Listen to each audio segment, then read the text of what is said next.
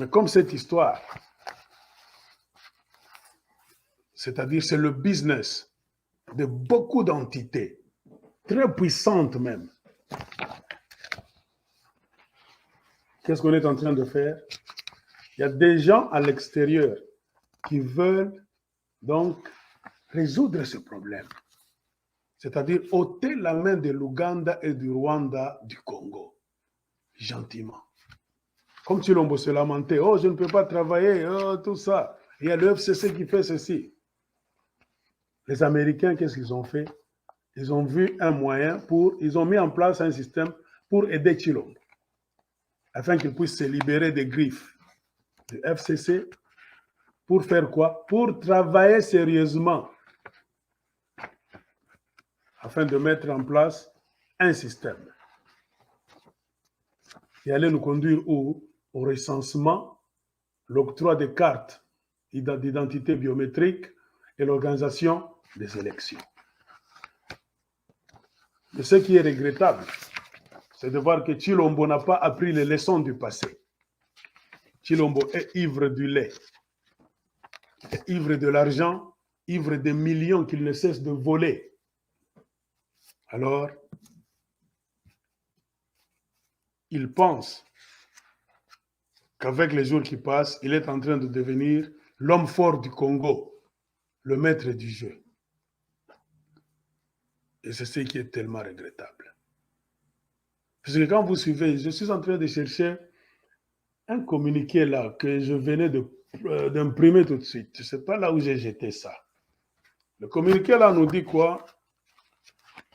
L'Amérique a sanctionné le chef des services secrets de l'Ouganda. Le journal d'aujourd'hui, c'est un article d'aujourd'hui, le 7 décembre 2021. On venait de sanctionner ce monsieur-là. On a gelé ses avoirs. On dit c'est un monsieur d'abord en Ouganda, il torture les Ougandais. Voilà, je viens de trouver cet article. Ça est ici. Je ne sais pas si vous allez voir ça. Ah, la lumière.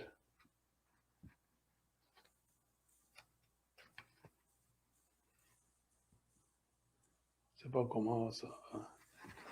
Dans cet article, on nous dit que les USA viennent de frapper le chef de renseignement militaire ougandais de sanctions pour abus flagrants. Aujourd'hui même. C'est l'article d'aujourd'hui, le mardi 7 décembre 2021. Kampala et Washington, déjà, sont en train de se brouiller. Le département du Trésor américain a imposé mardi, le 7 décembre 2021, des sanctions financières au chef du renseignement militaire ougandais, le général de division Abel Kandiho, pour des violations présumées des droits de l'homme commises sous sa direction. L'armée ougandaise a déclaré qu'elle était déçue par la décision et demanderait des éclaircissements à Washington, pour qui Kampala a été un partenaire de sécurité contre le militantisme en Afrique de l'Est ces dernières années. Le Trésor américain a annoncé les sanctions ainsi que des mesures contre les responsables iraniens et syriens qui, selon lui, étaient impliqués dans la répression et donc la sape de la démocratie dans ces pays. C'est le même esprit, la même histoire. En Ouganda, il n'y a pas de démocratie. Il y a la répression. La vie humaine en Ouganda ne dit absolument rien. Museveni a mis en place une machine pour faire souffrir le peuple. On tue. Et le Trésor américain a imposé cette semaine une série de sanctions à l'occasion du sommet américain pour la démocratie du président Joe Biden, ciblant des personnes qu'il considère comme impliquées dans la corruption, de graves violations des droits de l'homme et qui sapent la démocratie. Sukahindo a déclaré le Trésor américain dans un communiqué, des officiers du renseignement militaire ont arrêté, détenu et agressé physiquement des Ougandais en raison de leur nationalité. de leurs opinions politiques et de leurs critiques du gouvernement ougandais. Les personnes détenues par dont le chef des renseignements militaires, M. Kandiho, ont été détenues sans poursuite judiciaire, soumises à des coups horribles et à d'autres actes flagrants, notamment des abus sexuels et des chocs électriques, donc électrocution, qui ont entraîné des blessures à long terme et même la mort, a déclaré le Trésor américain. Dans certains cas, le chef de renseignement ougandais, M. Kandiho, a été personnellement impliqué, menant des interrogatoires aux personnes détenues. L'action gèle tous les avoirs américains de Kandiho et interdit généralement aux Américains de traiter avec lui. En avril, les États-Unis ont imposé des interdictions de visa aux représentants du gouvernement ougandais. Donc, le mois d'avril passé, qu'est-ce qu'on nous dit? Les États-Unis ont imposé des interdictions de visa aux représentants du gouvernement ougandais accusés de violation des droits humains et d'actes répressifs qui ont entaché les élections de janvier.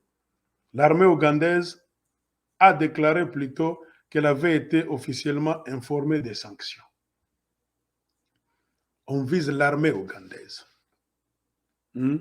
L'article d'aujourd'hui, j'en avais parlé dans la vidéo que j'avais faite en Swahili, car je suis informé. Je parlais à quelqu'un.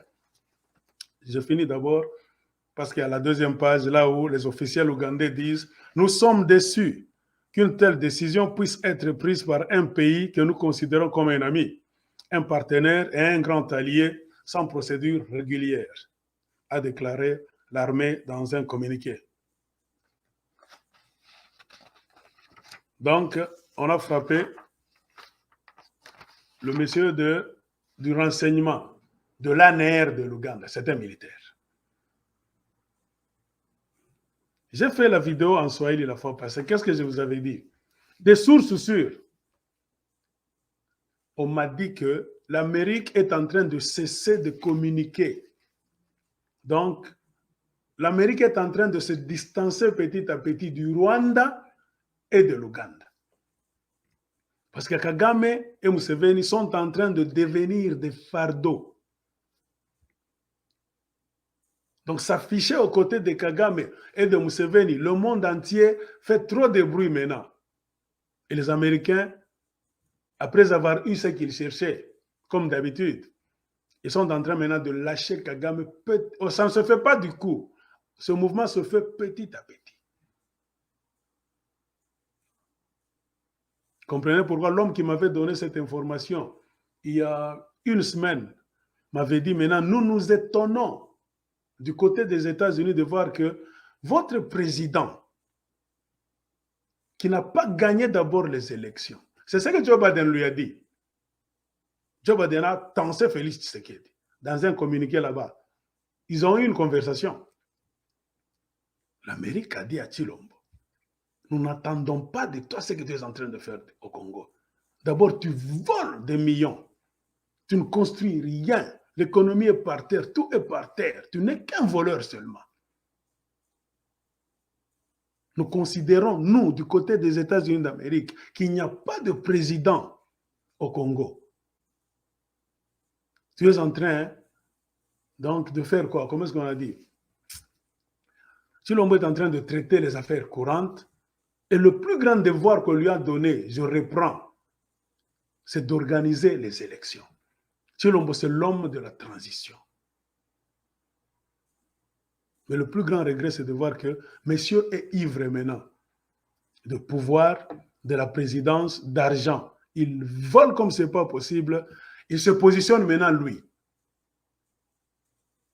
Au lieu de servir le Congo, pour que des bêtises qui s'étaient passées en 2018 ne puissent plus revenir, Tshilombo maintenant veut à ce que les mêmes histoires continuent. Et quand il a placé son frère là-bas, Kadima. Les Américains le savent. Les Américains savent que partout, Chilombo est en train de verrouiller la scène politique congolaise en utilisant le tribalisme. On le sait déjà. Et beaucoup d'acteurs aux États-Unis ne sont pas prêts à revoir ce qui s'était passé au Congo en 2018.